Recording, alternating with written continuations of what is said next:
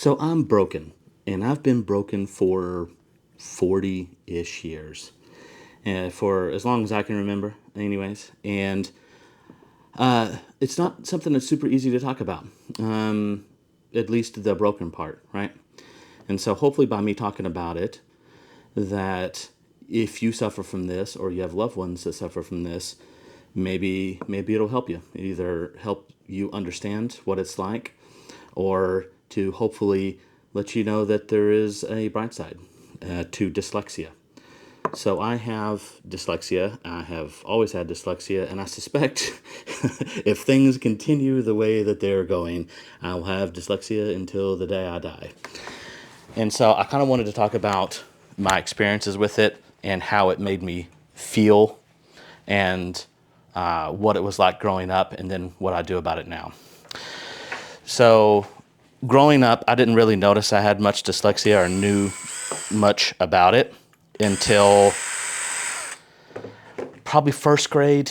It's kindergarten, first grade. Kindergarten is when I first noticed something, right? And so I have this story where there was this girl I liked in kindergarten, and we were talking about something. I don't remember what, it was too long ago. I don't remember the full story. But what I remember is we were sitting there and we were supposed to spell the word elephant. And so I start spelling the word elephant. And of course, I can't spell elephant now. I could certainly not spell it when I was in kindergarten, right? And so I believe I started with the letter A. And of course, that is incorrect. So I'm told. And she laughed. She laughed right in my face about, and it's like, I don't blame her for it, right? But I was so far off on spelling elephant that there's no way anybody could even begin to understand that that's what I was trying to spell. And so that's like really my first memory of, I may not be good at this school thing.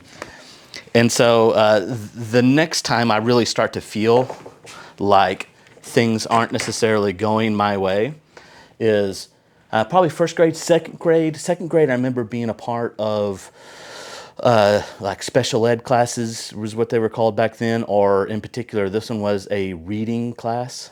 And that was unpleasant, right? Because it was obviously trying to help me, and maybe it did.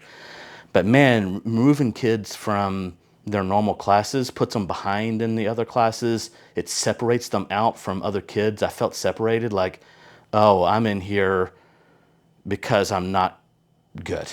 Now I'm in here because I'm broken. And so that feeling persists throughout my whole school years. And so luckily, my mom was a teacher at the school. And so she was able to basically keep them from holding me back. So from what I understand, virtually every year, they were wanting to hold me back because I was so far behind on anything reading related. And so luckily my mom had the foresight, because she was a special ed assistant teacher and librarian, and so she knew the school systems, and she knew that holding kids back just does not work for certain things, and in my opinion, and obviously hers, dyslexia, because you would have had to hold me back until, I don't know, I was 18, 26 is when I finally started feeling like I had any sort of control over anything. And so she was able to keep moving me forward, even though I just could not read or write very good at all. Man, I struggled reading. We did everything from putting these laminated sheets over the papers to help me focus. When I was early on, the letters would jump around on the page. It was more of like a waterfall. I'd be reading and the letters would just kind of like fall over the edge. And so every time I'd be reading, it'd just be this distracting thing of like the letters would just kind of fall over. And for some reason, putting a gray sheet of laminate film over the bright paper seemed to help that early on. Luckily for me, that faded pretty quick.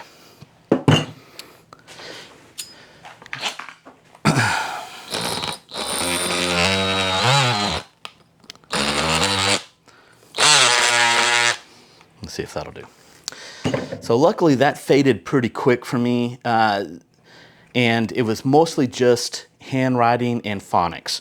So the type of dyslexia I have, and there's lots of different versions of it from what I understand. It's like a spectrum, I guess. The particular version I have is phonics and handwriting. And so my handwriting looks like I'm stuck at about a third grade level. And I know what you're thinking, because everybody thinks it, or at least they tell me that, is, oh, if you just practice more. I'm like, man, I've been practicing since I was whatever is everybody else. And it just never gets better. Like, I can sit down and focus and write a letter to somebody. And like every once in a while I have to write a thank you letter or something like that, right? And it is excruciating because I have to focus for like an hour to write 2 sentences, focus on every line, and it at best looks like about like a 5th grader wrote it. And so that's the phonics side of mine. Let me clean this up.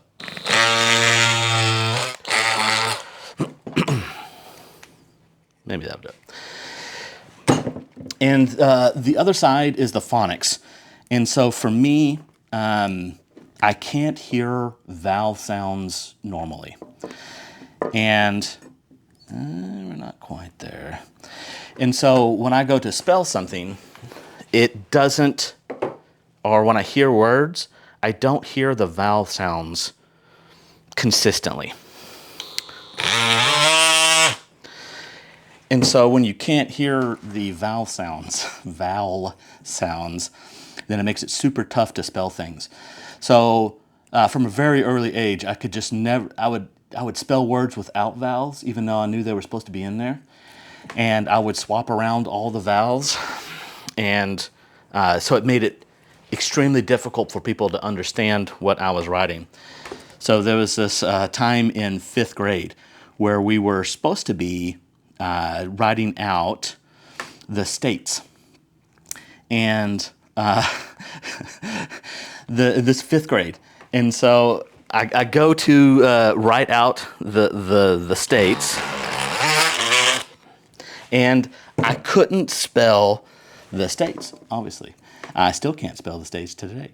But then I was so far off that the teacher couldn't understand any of the states that I wrote down the names for. But she suspected I knew them. And so she actually pulled me up to her desk and said, I can't read any of these states. Will you tell me which states they are? So she just started pointing at the states. And I knew every single state. So she knew I wasn't a complete dum-dum. It's just I could not get it even close enough in 5th grade to virtually any state where she could understand that I knew what that state was.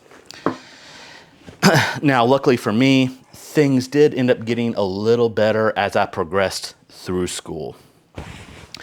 I can tell you that one of the big things that I suffered with is how much effort it is to deal with school and the natural world when you're struggling with something like dyslexia, because a lot of people understand the feeling of not being able to spell something. And so that feeling is the same for me as it is for everybody else, for the most part. We'll get to that in a second.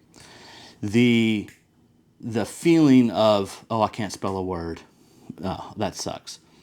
But imagine that for virtually every word you write. So when I would sit down and write a sentence, I would have to restructure that sentence countless times to be able to get it even close enough where somebody could understand what I'm saying. And so, gosh, it's just so much. Whew. So let's say I was going to spell a sentence, something like, the fox jumped over the moon. So I would start writing. And I could probably spell the word the, maybe. Fox, F-O-X, sure. Jumped. Ooh, I can't spell jumped. Okay, so let's rephrase this sentence to the fox hopped over the moon. Okay, so the THEFOX hopped. Oh gosh, is that 2P or 1? And is that an O or a U? Okay, so let's skip hopped. So now I have to restructure that sentence again and be like, okay, so what's another word for jumped or hopped? Skipped? No, still can't spell that one. Okay, so what if I structured the sentence to be the fox flew over the moon? Maybe the moon slipped under the fox. Can I do that? Yep. Okay. And then now I can write that sentence. So imagine that process for every sentence you write, all of them, all day long. It is brutal. It is exhausting to not be able to complete one sentence without extreme effort and feeling like a failure at every sentence. So that is kind of like what I talk about with the effort, the drain on you to go through school with dyslexia. It's not just that you can't misspell a word, or that you can't spell a word. It's that you can't spell any word. All right, we should continue the build. Okay, so I've got this piece going into there, and then now I need to wire this up. All right, so let's talk a little bit about how dyslexia makes you feel, or in my case, how it makes me feel, and what it's like. I've talked to several people with dyslexia, and they've all, so far, seemed to agree with this. They kind of like this analogy. And the way I like to describe it that most people will understand is, when you're going to spell a word, what it feels like for a dyslexic is what it feels like when you are going to try to remember an actor's name. You're like, oh gosh, what's that actor in that movie? Gosh, what's the movie? What's that actor's name? I could tell you, hey, spell it out. And you'd be like, I can't remember it. So every time I go to spell a word, that is what I'm coming up with is like, do I remember it this time? Can I, do I remember how to spell it? And either the answer is yes, I do, or no. And there's no spelling it out for me. There's no spelling. There's no sounding it out. You can tell me to sound it out. You can tell me to look it up in a dictionary, and I can't. If I could, I would. There's nothing I want more in this world. There's nothing I want more in this world than be able to look up a word and how it's spelt. I can't. Don't tell me that. Don't tell me just look it up. I can't. It's not there. Just like when you're trying to think of that actor's name, you can't look it up because you don't remember. So it's like a black hole. The other analogy I like to use is you're in a hallway and the light is on in the hallway, but you're looking into a dark room, a dark classroom, and you can somewhat see the chalkboard, and you can see that maybe there's a word written there, but you just can't read it. You're just like squinting and looking and thinking and like, what is that word? What is that word? I can't get that word. And so that's what the dyslexia feels like for me and most people I talk to, is that you just can't remember it. Now, it's random on which words that happens. Sometimes I can spell certain words, other times I can't. And so it's endlessly frustrating because I don't know which words I'll be able to spell and which ones I won't. It's fairly random. There are some words that you'd be surprised I could spell without much trouble. And then there's lots of them that you'd be like, you can't spell that word. The other thing is how frustrating it can be having dyslexia. So in school, for me, I struggled very heavily through elementary school. The first start of middle school was pretty tough. Luckily, all the teachers knew me, and so that kind of spared me some. Is that they knew I was a good kid. They knew I was trying. It just wasn't clicking quite yet. And so my mom read every paper to me. So every paper, every book, every whatever, my mom actually read to me at home so I could hear it. So my hearing is much better. My retention through hearing is much better than reading. Now I can read pretty good, but it took me a long time for that to really be able to set in and be a skill that I could actually use.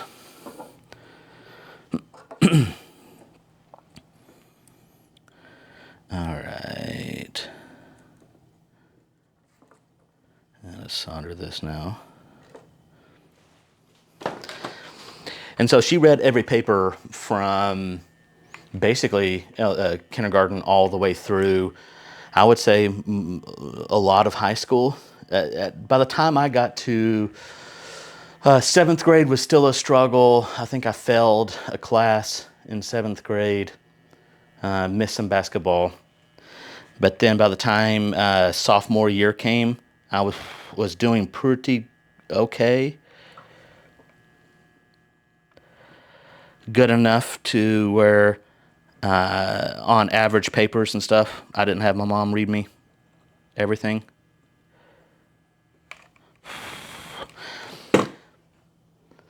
But before that, oh man, virtually every paper was read to me.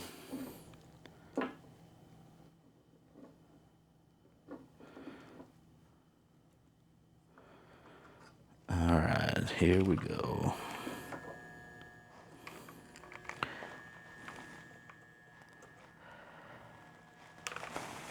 There we go. That stuff's probably not good for you. So as I worked through high school, me and the people I talk to with dyslexia, we start to figure out ways around the system. And so the system is what is geared towards people that are not exactly like us. And so we have to start figuring out ways to manipulate the system in order to succeed. And that's where the story kind of turns from being super painful and negative to being a little bit more positive, because what you learn over time is, like I said, how to work the system, and that comes from every angle, and it forces you to. Dyslexia forces you to work the system in order to figure out how to function. And so does that mean, and it's different for everybody, and it's kind of a combination for me anyways, on how I worked through it. And it was a combination of just working hard. Man, just working hard. I never wanted to have homework, so I just busted my butt in class. And I knew I had to bust my butt on all of the regular assignments because I knew I was going to most likely struggle on the tests. I still have struggles with tests, but I certainly did then. And so I knew I was going to have to just work really hard and get as many good grades as possible during the regular year. Also, to go along with that, working the system, like changing my high school schedule to allow for me to have more time to do homework. Come on, get in there. There we go. Yeah, there we go. And so I worked my system to have as much time to do homework. I also spent a lot of time working with counselors, working with the teachers, befriending the teachers, trying to be as nice to them as possible and helpful as possible. Nowadays, I would call it making deposits before I make a withdrawal. And so I would want to make sure that the teachers thought of me favorably, so that way when I was late with a paper or the paper wasn't, how about this? I would get the benefit of the doubt as much as I possibly could. because I had no room for error. And so I like to think about it manipulating the system to maximize my chances. Now, not manipulation in a negative way necessarily. Maybe there was times when I had to get creative on how to pass classes. Yeah, for sure. Okay, so I think that's right there. Let's get that in there. All right, cool. We got 2 more solders to do. Can we do this? And so as you go through life, that's one of the big skills you learn from having dyslexia is, oh boy, do you have to be good at being clever. My favorite attribute that I have and that I see in a lot of successful dyslexia people, and there's lots, you can look it up online, there's tons, very famous C-level, C-suite CEOs and stuff that are all dyslexic. And if you kind of like look at what kind of made them successful, the majority of them, one of the highest skills is being clever because you just have to figure it out. So, like an example, it just rewrites your brain in different ways. And what I think is, for me, was good ways. So, rewriting my brain to be faster at making decisions and going through options really quickly, because if you think about it, like we were talking about earlier, every sentence I would go right. Where'd my other thing go? Oh no. I lost one of my wires. Now I lost another one. So every sentence I would go right, I would have to write it multiple times and figure out new solutions for that problem. So you just get very good at having to, oh God, I dropped it again. Oh, there it is. Yay, I found it.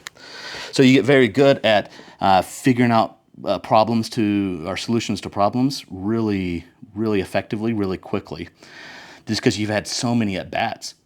Every word you come across, you have to find another way to word it or spell it. Will train your brain in different ways to, I can't do it the traditional way. I've got to figure out another way to do it.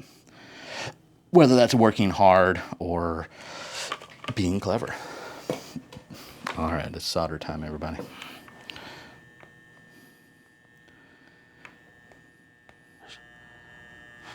Whew, got it. Maybe.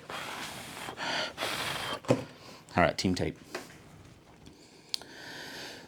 So it's that grit, determination of what it takes to make it through school with dyslexia is what empowers what I see most successful people out in the world that have dyslexia is figuring out solutions to problems really quickly and in different ways.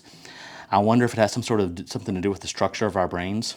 So it seems how our brains are wired different to begin with.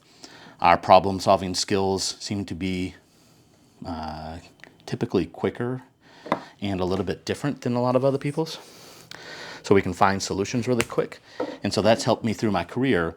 So even though I graduated high school, was okay. I was AB honor roll kind of thing. And then it was like, okay, so everybody tells me I'm supposed to go to college. And I wanted to have a good life. So I wanted to go and be to management school. So I just decided to go to a junior college. And I did 1 semester. And in that 1 semester, I realized like, oh, okay, so this is just going to be a work hard kind of life for me. The way I'm going to get ahead in life is by working hard and not by jumping ahead through school. So I went through management classes at every company I worked for just to try to get ahead and just worked really hard. And so then I worked my way up through the corporate world life. And so I had a reasonably successful career in management, and it was in part a lot to do with my problem-solving skills. And so I worked my way through corporate by working hard.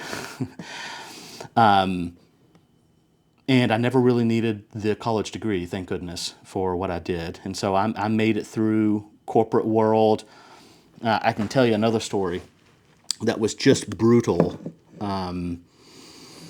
is what it feels like to have dyslexia. So in a management class, in management, we were at a conference, and of course the manager hops up and says, okay, so we're going to do this meeting. There's 10 of us in the room, or 15 or whatever it was. And we're going to come for get ready for a plan for Q4. Great. And we're going to work on our synergies and all the buzzwords. And I'm all ready. He says, Cory, hop up on the whiteboard and take notes for us. And talk about just the level of pure sweat. And if you have dyslexia, you know there is nothing like being called to read a paragraph in school or on a spelling bee. Oh my God, how embarrassed. Or in this case, writing on a whiteboard. There is nothing that strikes fear in me quite like public display of how, like I said earlier on, broken I am as far as being able to spell things, right?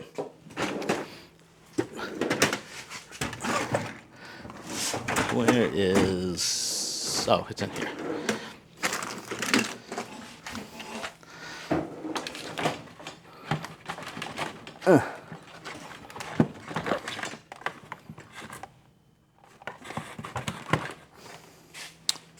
We got to get our glue gun going. And so... Oh, that's bad. Oh, no, that's okay. Okay, and so the abject fear of writing something down in public. So as soon as the boss did, I pulled him aside immediately, right there in front of everybody, and said, I will not write on that whiteboard. I will leave this company and leave my position immediately before I do that. And he's like, oh my God, I'm so sorry. What's wrong? And that's when I told him, like, I have dyslexia, and went through this spiel with him. Luckily, he was very cool about it. And so what I told him was like, hey, listen, I cannot write on the whiteboard. Really, I can't. Like, my handwriting is going to be bad, where people are going to be tough for people to understand. And my spelling is going to be so bad, it's going to break the point of what we're trying to do here, right? And so I said, I will do everything else. I will do all the work. I will get up and public speak, because most people in these groups don't want to do that. So I'll raise my hand. I'll public speak. Just don't make me write anything down, please. And so one of the other biggest fears that it just rips my heart out, because I see the look of confusion and disappointment in people's faces when I go to write a check. And so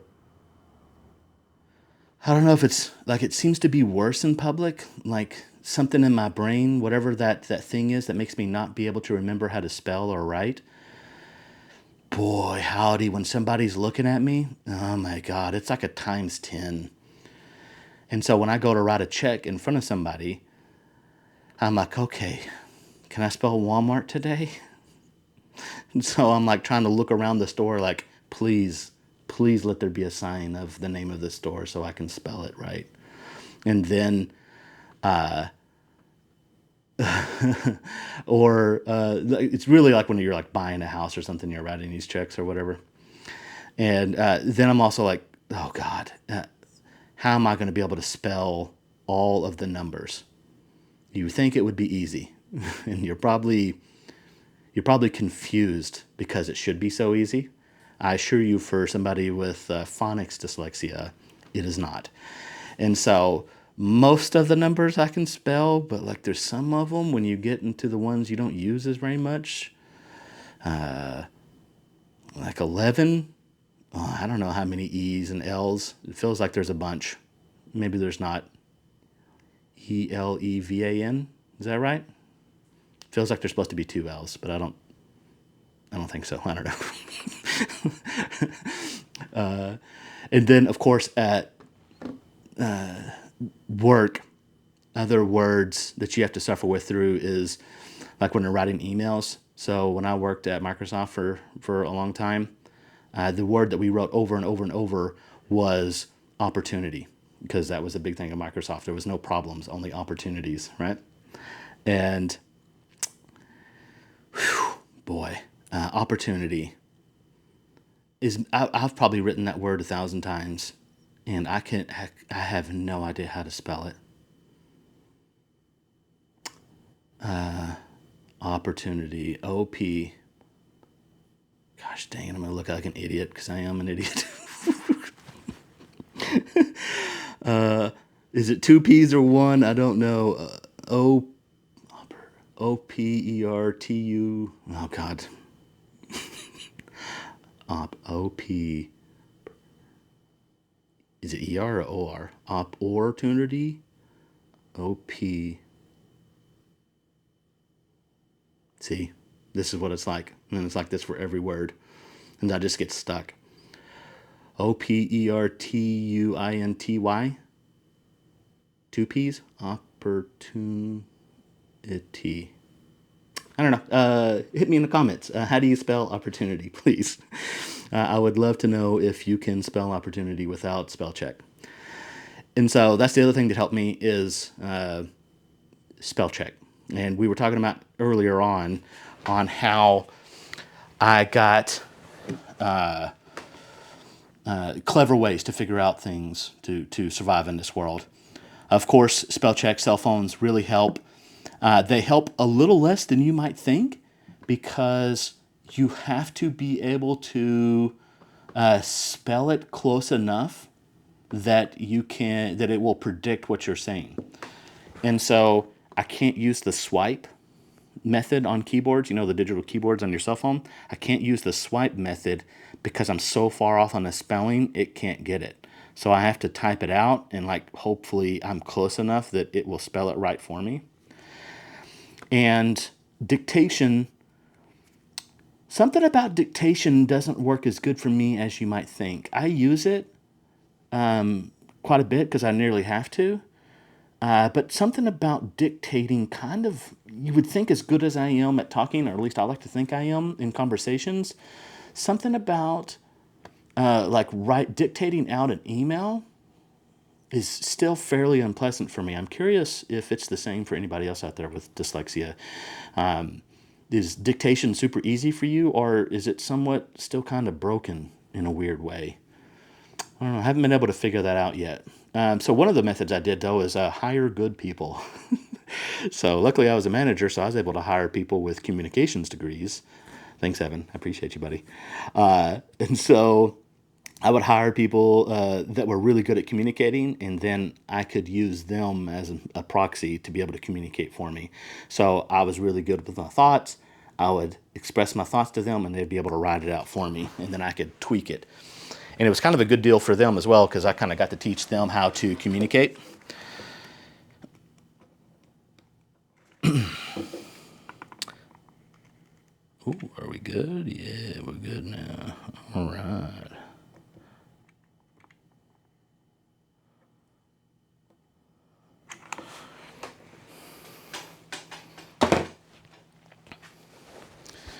And so you kind of find these different ways to make it through life. And now, so I've made it through the corporate world. I have graduated, I'd like to think, from that, and I've started my own business. I do this YouTube stuff for fun. I enjoy doing interesting things, interesting builds on the internet. But now I also own a marketing company where I help small businesses do marketing, whether it's content creation, website builds, whatever. And so that's my normal day job, and that's been flourishing. But I have to use all of those skills we talked about earlier to run a successful business, from being very clever with how I structure the business to hiring good people to help me write this stuff out. And then all these skills that I've learned around communication on how to talk to people, how to read situations, how to get people to do the things I need them to do. All those have been immensely helpful with me running my business. And I don't think that I would have those skills as good as they are if it wasn't for dyslexia. So it's shocking to me how much pain I've gone through. It's shocking to me that I still go through as much pain as I do on a daily basis, the disappointment, the shame I have around it. But it's also shocking to me how proud I am that I've been able to make it through it, through all that pain and all that suffering. I like to think about it. That I've been able to make it through it and make a quality life for myself, and I'll be able to help other people with dyslexia and show them that even though there is immense pain associated with it, that if you persevere and you find a way to make it through all that pain and you discover all those skills you need to survive in this world for non-broken people. And I want, right quick, I want to address that broken. I know you're thinking like, Cory, you're not broken. You know what? I am broken. And don't take that away from me. And I mean it, because like there's much crap as we've talked about in this episode and as much pain as I've gone through. Like, do not dismiss the amount of struggle that I've had to go through with my dyslexia. Like, I'm happy with who I am, but I'm broken for this current world that is all about written word and reading and writing. Now, I'm very proud of who I am, and I am, have high self-esteem. But when I use the word broken, I just mean the world is set up for people without dyslexia. And the people with dyslexia have to figure out how to manipulate this world in order to work for them. And I'm here to tell you that if you do have dyslexia, you can do that and you can have shocking results. And you can do some really cool builds. That is so loud.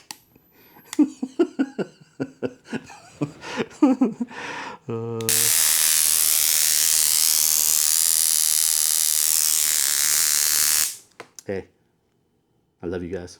Thank you so much for hanging out with me. And if you have dyslexia, holler at your boy in the comments. I'd appreciate it. Hope it helps. Hugs and kisses.